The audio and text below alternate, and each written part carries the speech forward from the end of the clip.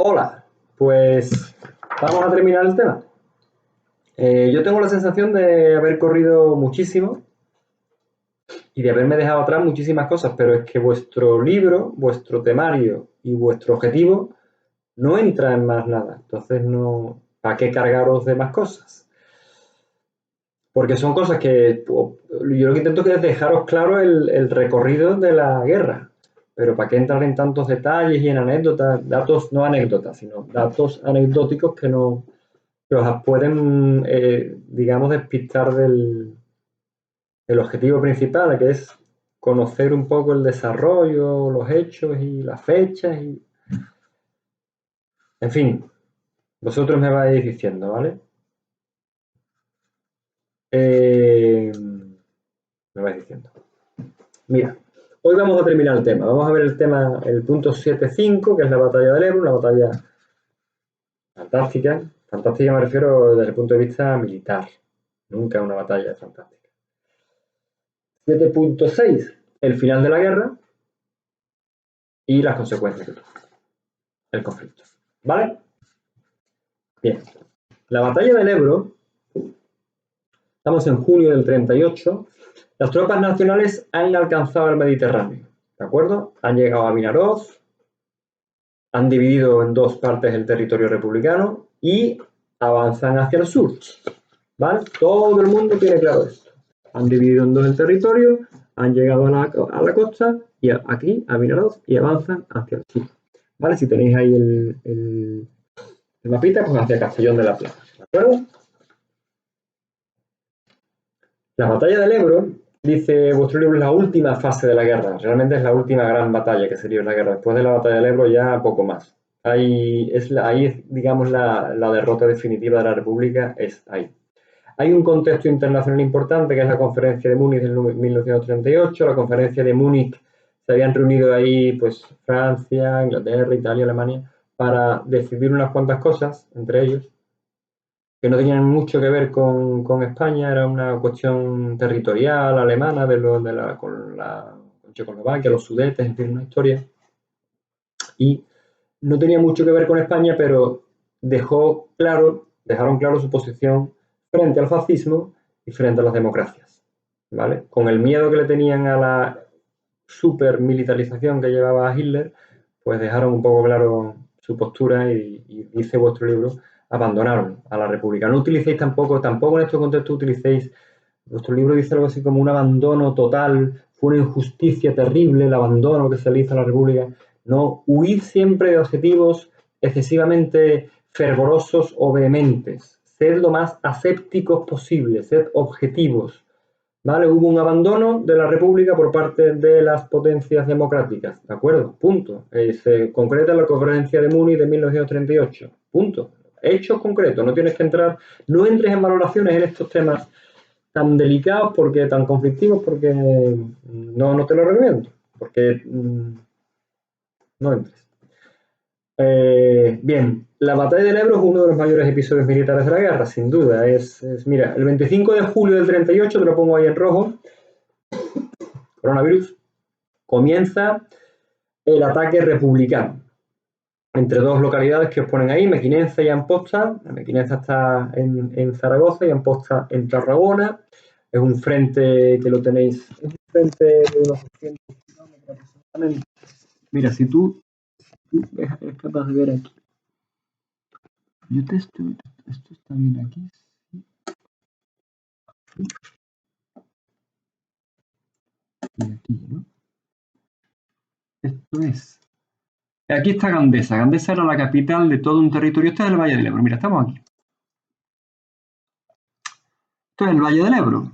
Aquí está Gandesa, la capital, Zaragoza, Barcelona, Madrid, ¿vale? Para que tú te sitúes, ¿vale? Bueno, pues ahí, la Gandesa, que es la capital, esto es el Valle del Ebro, esto es el Ebro, por aquí viene el Ebro, que llega hasta Zaragoza, que está un poquito más para acá. ¿Vale? ¿Vale? Y ahí es donde aquí, en esta zona, es donde se desarrolla esta batalla, a través del río Ebro, ¿vale? Esto era el frente más o menos Gandesa, Fayón, bueno, pues aquí estaban. Como las tropas republicanas lo que hacen es un movimiento militar extremadamente audaz y extremadamente arriesgado y digno de análisis desde el punto de vista militar, un exitazo. Esto sí que, porque en la batalla de Guadalajara, dice vuestro libro que es una victoria espectacular la batalla de Guadalajara, cuando yo no entiendo mucho, pero yo creo que no es tan espectacular la victoria de Guadalajara. Sí, es una victoria muy sonada, pero no espectacular. Pero este primer movimiento de la batalla del Ebro, que tiene varios movimientos, varias fases, que al final gana el bando nacional, pero este primer movimiento de este cruce, este cruzar el río Ebro, esto es asombroso, esto es militarmente buenísimo, ¿entiendes? Dicen los militares que después de un gran desembarco, como el desembarco de Normandía de la Segunda Guerra Mundial, un desembarco aliado ahí, no sé qué, pues, después de un desembarco lo más difícil para un terreno militar y en estrategia militar es vadear un río, cruzar un río, no un río chico, sino un río caudaloso como era el Ebro. Es como complicadísimo porque son como fronteras naturales, estás llamado al fracaso, o sea, desde la posición contraria el enemigo te tiene enfilado, mientras tú para cruzar el río no puedes cruzar el río escondiéndote, ¿entiendes? Si es un río, no sé, si es un río caudaloso, ¿cómo cruzas tú un río? Tienes que ir a nado, con barca. Bueno, pues el ejército republicano lo hace fantásticamente bien, va metiendo allí tropas calladamente en toda esa orilla del Ebro republicana. Bueno, no podemos entrar mucho en esta cuestión, pero es realmente apasionante toda la batalla del Ebro, ¿vale? Allí está el teniente coronel Juan Modesto, está Vicente Rojo, y ocupan Gandesa finalmente. Gandesa es la capital de aquella comarca, de toda esa comarca, de toda esa zona, ¿vale? De esa parte del Ebro. Esto es en julio del 38, pues de agosto a octubre del 38 hay varias contraofensivas del Ejército Nacional con un montón de cosas chulas ahí para contar y para investigar que no tenemos tiempo de meternos, y con aviación alemana, aviación italiana. Finalmente, en noviembre del 38 el Ejército Republicano se repliega después de luchas súper importantes, ¿vale? Porque además a final de octubre se habían ido los brigadistas internacionales. Y bueno, se repliega y los nacionales ocupan todo el sur de Tarragona y toda la desembocadura del Ebro, ¿de acuerdo? Entonces el ejército republicano queda gravemente mermado. Dice que se batía en retirada del ejército republicano ante el ejército nacional a estas alturas, estaba ya a unos niveles top, pro total, realmente pro, o sea, un nivelazo de maquinaria, de aviación, de artillería, de disciplina, y el ejército republicano todo lo contrario, se desmembraba por momentos y no se batía en retirada. Les gustaba en esta batalla del Ebro casi decirte que, bueno, quizá no, eso es más adelante, pero vamos, que estaba ya muy tocado el ejército republicano, aunque había intentado, como hemos dicho en el vídeo anterior, como dijimos, digamos, profesionalizarse todo lo posible. Te quiero decir que hay una anécdota muy bonita, que los nacionales, cuando ya consiguen de nuevo cruzar el Ebro, no consiguen cruzar el Ebro, consiguen empujar al ejército republicano hacia el Ebro, y los republicanos tienen que volver a cruzar el Ebro. Era así, ¿no? Era así, Nacho. Sí, creo que sí. El caso es que se bate en retirada el ejército republicano y los soldados nacionales yerran sus disparos a propósito, porque estaban ya tan hechos polvo, lo veían tan hechos polvo y aquello era ya tan, que estaban ya yendo. Surge ahí un poco el ser humano.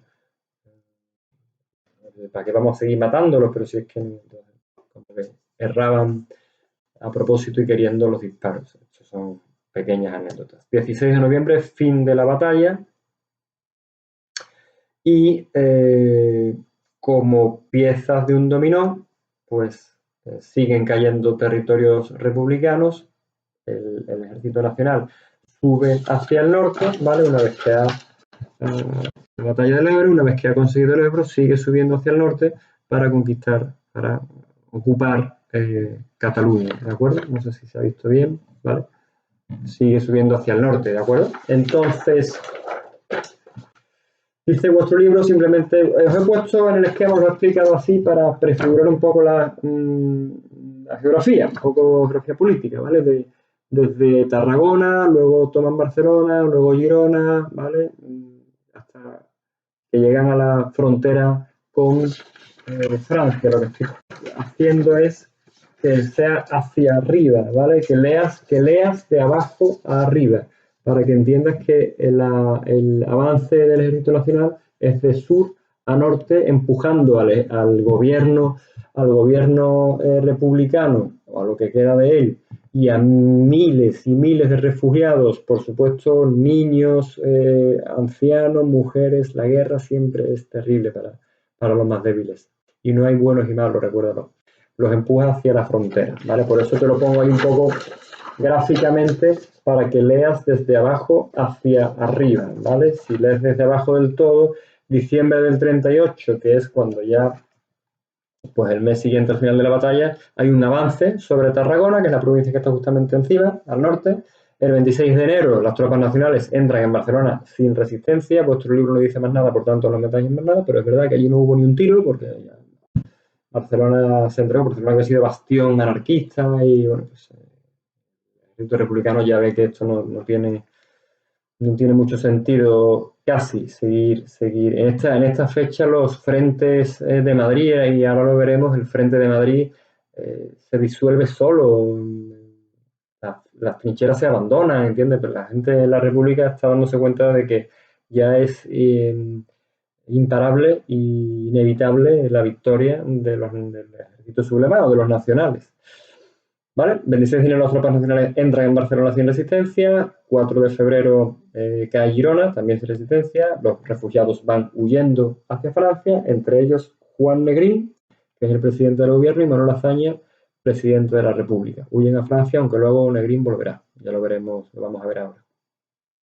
Total, que a principios de febrero del 38 toda Cataluña está ya ocupada hasta la frontera, ¿de acuerdo? Y la suerte de la República, por supuesto, está completamente decidida, ¿vale? Esto fue un avance potente, vamos, sin avanzar en un día 20 kilómetros del frente. El frente, que tú vas cuando estás ahí en el frente, en la trinchera, en esta época, pues a tiro y con la artillería, con los no sé qué, los cañones, pues te vas avanzando poco a poco. Si avanzas en un día 20 kilómetros tu frente, quiere decir que no hay nada de resistencia, ¿de acuerdo? Incluso desde el mar también estaba sitiada Cataluña, en fin.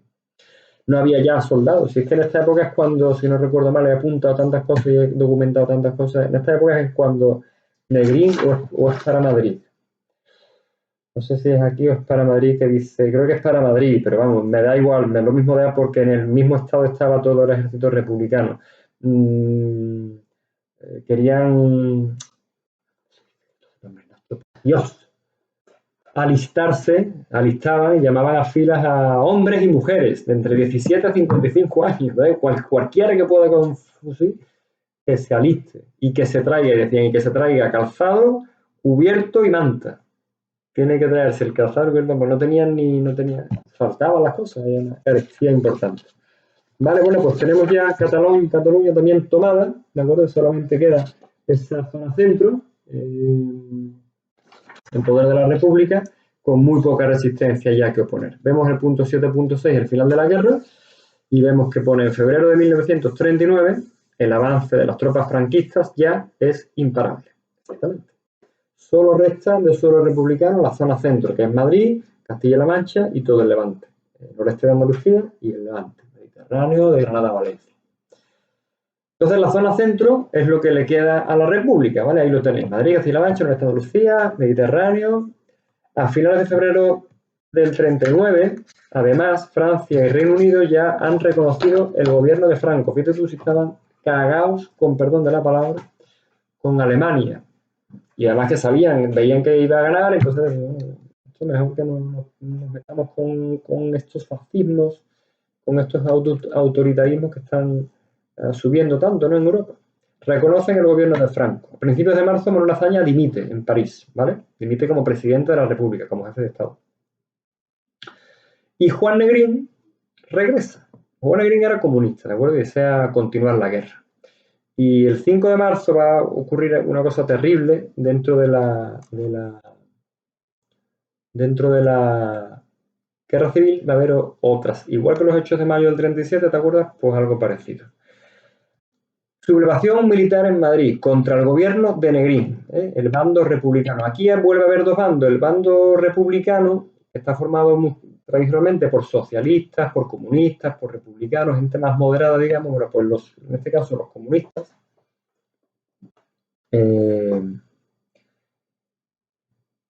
Perdón, los socialistas se levantan contra el gobierno de Negrín. El coronel Casado, que es el jefe de la defensa de Madrid, se levanta contra Negrín, ¿de acuerdo? Casado era, pues eso, tenía el apoyo de Besteiro, de Julián Besteiro, que era del PSOE, y de sectores de la UGT. Y porque el objetivo de Casado, aquí había dos opciones. Casado quería terminar la guerra ya. Casado decía, estáis llevando a la gente al matadero mientras estáis alargando una guerra, llevando a la gente al matadero mientras vosotros estáis preparando una vidaza en Francia. Estáis preparando vuestra vida en Francia. Y aquí estáis matando a la gente. Hay que acabar con la guerra ya. Un poco cándido, si quieres, el coronel Casado, porque quería negociar con Franco una paz honrosa, la famosa paz honrosa, que Franco le dijo que sí, que se peinara para el lado. Pero bueno, pensaba que los comunistas, Juan Negrín, eran la causa de la prolongación de la guerra. Y entonces quería terminar la guerra como fuera, con esa paz honrosa que Franco le negó y le pidió la rendición sin condiciones, ¿vale? Se creó una junta de defensa y allí hubo combates fortísimos en Madrid durante esos días, que llegó a haber hasta 2000 muertos, ¿eh? O sea, una locura ya, con el ejército, con Madrid hecha polvo de bombardeos, comiéndose las mondas de las mandarinas, sin comer, con hambre, con carestía, comiendo lentejas. Las lentejas le llamaban las píldoras de Negrín. Dicen que en aquella época en Madrid, en Barcelona, se comían palomas, se comían gatos, o sea, era terrible, con la gente muriéndose de hambre. Pues encima una guerra del bando republicano, de tu propio bando, si era el tuyo, pues del propio bando. Una cosa terrible, una cosa terrible. Bien, el 28 de marzo las tropas de Franco entran en Madrid sin resistencia. Esto gana, el Casado da el golpe de Estado, tal, bueno, vale. Pero al final, el 28 de marzo las tropas de Franco entran en Madrid sin dar un tiro, Los días posteriores no queda resistencia republicana en el mapa nacional para hacer frente al bando nacional, y se toma Albacete, se toma Alicante, se toma Valencia, ¿vale? Y el 1 de abril Franco firma en Burgos el último parte de guerra. Supongo que lo habréis oído alguna vez en vuestra vida, pero si no os lo pongo yo. Esto. El último parte de guerra, que se escucha por la radio y que es muy famoso, ¿no? Cautivo y desarmado el Ejército Rojo, y que os lo quiero poner porque da mucha idea de lo que es el fascismo y el autoritarismo, que yo no tengo más que respetar. Si alguien es muy fascista y muy franquista, pues yo lo respetaré. Lo respeto porque no tengo por qué no respetarlo. Pero que quede claro que yo, según mi opinión, no tiene nada que ver con la derecha liberal de hoy en día. Nada, en absoluto. Y mucho menos con el catolicismo, y mucho menos todavía con el cristianismo. Pero bueno. Y quiero ponerlos para que veáis el espíritu del fascismo y del autoritarismo y del totalitarismo, cómo resuma en este audio que vais a escuchar. El audio es simplemente un parte de guerra. La parte de guerra dice: hoy, 1 de abril, desarmado y cautivo, el Ejército Rojo han conseguido sus últimos objetivos militares en las tropas de Franco, la guerra ha terminado, pero es como, tiene unos tintes, unas connotaciones, unos tintes verdaderamente... tú dices, tío, esto acojona. No quiero decir una palabra, pero esto da miedo, ¿eh? Estando en el bando nacional ya te da respeto. Si eres de los que han perdido, de los derrotados, te mueres de miedo porque bueno, juzgad vosotros mismos, lo escuchamos. Parte oficial de guerra del cuartel general por generalísimo, correspondiente al día de hoy, 1 de abril de 1939. Tercera triunfal. En el día de hoy, cautivos desarmados del Ejército Rojo, han alcanzado las tropas nacionales sus últimos objetivos militares. La guerra ha terminado. Burgos, 1 de abril de 1939. Año de la victoria. El generalísimo Franco.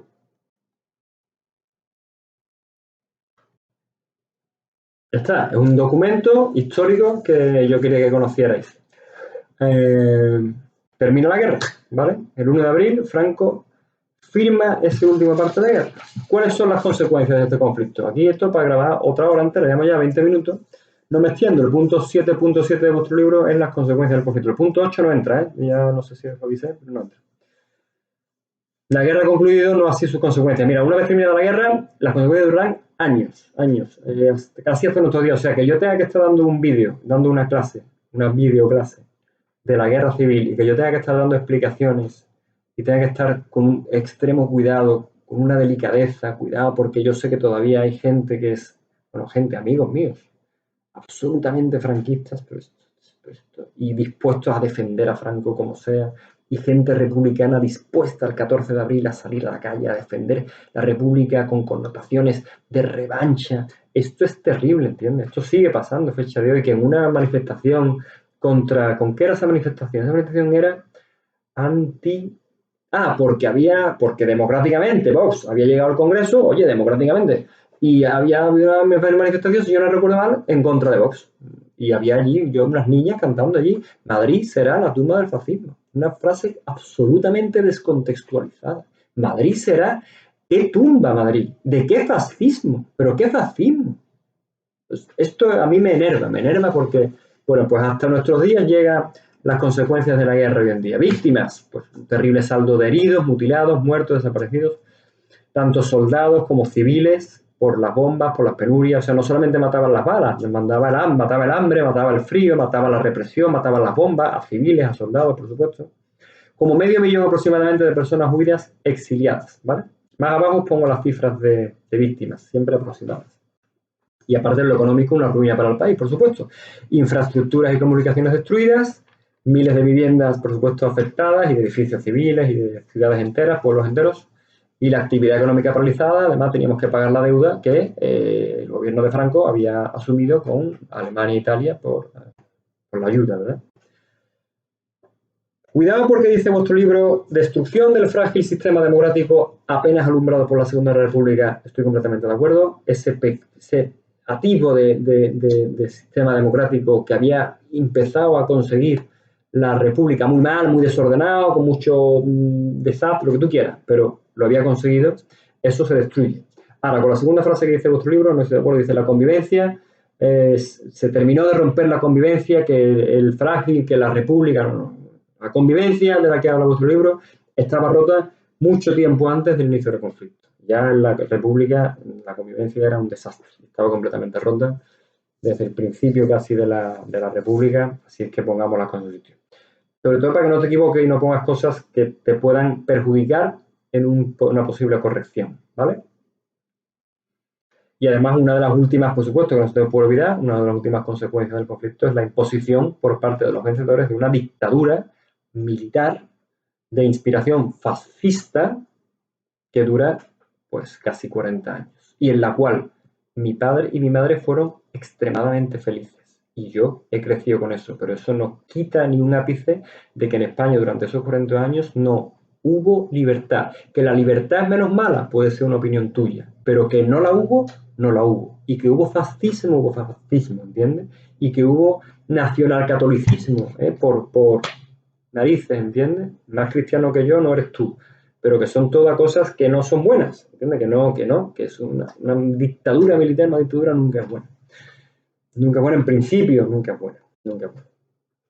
Bien, ahí tenéis cifras y os pongo algunas frases para que un poco concienciar de lo terrible que es una guerra y que no se trata de bandos, ni se trata de justificar, ni de decir yo soy el bueno del malo y esto hay que abandonarlo ya, por favor, ¿verdad? Sobre todo porque debes de ser historiador. En esta asignatura hay que ser historiador y hay que ser científico, ¿vale? Y hay que contar las cosas con objetividad y tal y como son. 24 minutos, con esto termino. Tengo la impresión de haber corrido lo más grande, pero como nos vamos a ver en una clase online en tiempo real, vamos a hablar todas las dudas y, por supuesto, aparte todas las que tengáis, pues me estáis comentando, ¿vale?